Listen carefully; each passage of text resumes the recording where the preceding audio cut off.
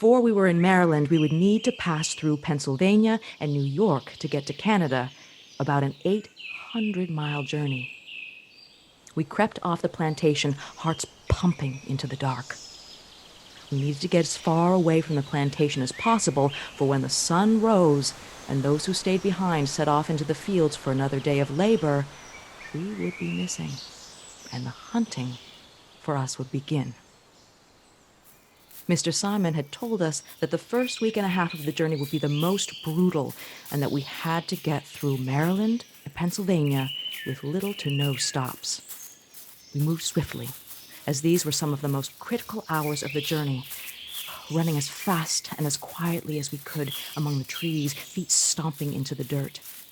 Keep moving, keep moving, keep moving.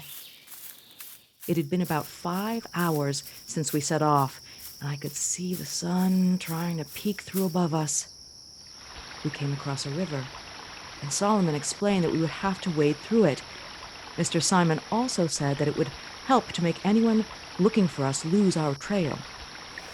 Both my sister and I were deadly afraid of water, and she argued that she could not go on.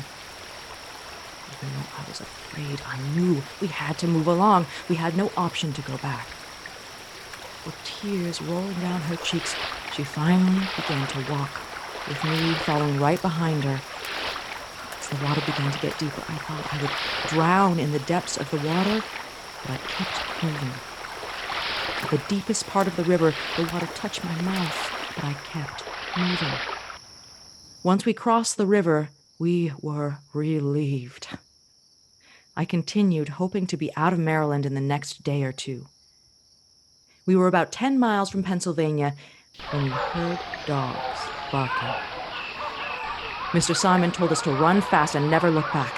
We were running as fast as we could, but so were the dogs. They were catching up, and our journey to freedom seemed as though it was coming to an end. Then Harold stopped.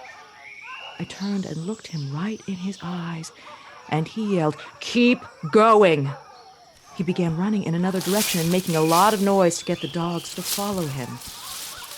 I couldn't believe it. He might have been sacrificing himself and his chances of finding his daughter for us. Did he know it?